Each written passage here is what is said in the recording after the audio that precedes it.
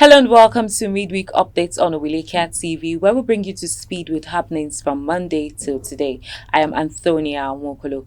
The Nigerian Presidency and the Economic and Financial Crimes Commission (EFCC) have left citizens in the dark on the next line of action 2 months after the suspension of Dr. Betta Edu, the Minister of Humanitarian Affairs and Poverty Alleviation.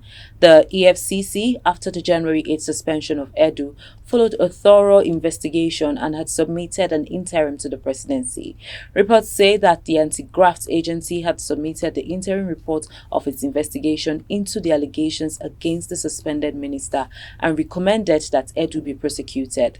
However, considering the roles the minister Edu played in the success of the ruling All Progressives Congress, some influential people, including Senate President Godswill Akpabio, are alleged to be mounting pressure on President Bola Tinubu to give her a soft landing. Leaders of the Rivers State Grassroots Development Initiative, founded by the former governor Nyesom Wike, have warned that actions will be taken if the minister of the Federal Capital Territory does not cease interfering with politics in the state. The GDI leaders spoke in Port Harcourt after a meeting with Governor Fubara, who welcomed the former members of GDI and the Coordinators Forum at the Government House. They pledged their dedication and allegiance to the Rivers State government and the Simplified Movement. Bandits who abducted 16 residents of Goningora area of Kaduna metropolis have demanded a ransom of 40 trillion naira for their release.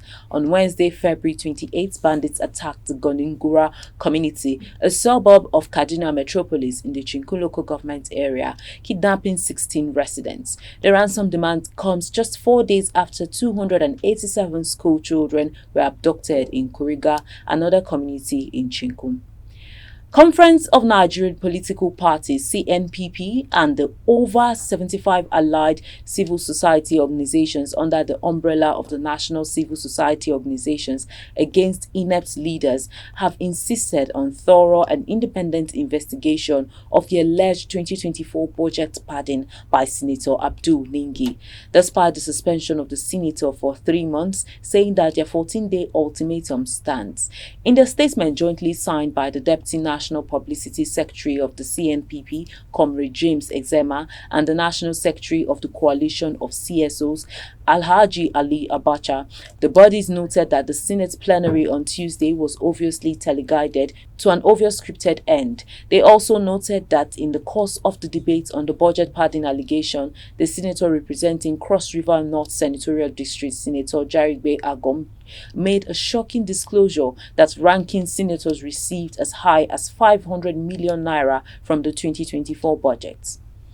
The Socio-Economic Rights and Accountability Project (SERAP) has announced that it will sue the Nigerian Senate for what it termed the unlawful suspension of Senator Abdul Ningi. The rights group, which described the embattled senator as a whistleblower, announced its decision in a post on its official X account shortly after the Senate announced Ningi's suspension. The group emphasized that budget padding was a crime against Nigerians. The Senate suspended the lawmaker representing Bauchi Central in the National Assembly for 3 months from all legislative duties.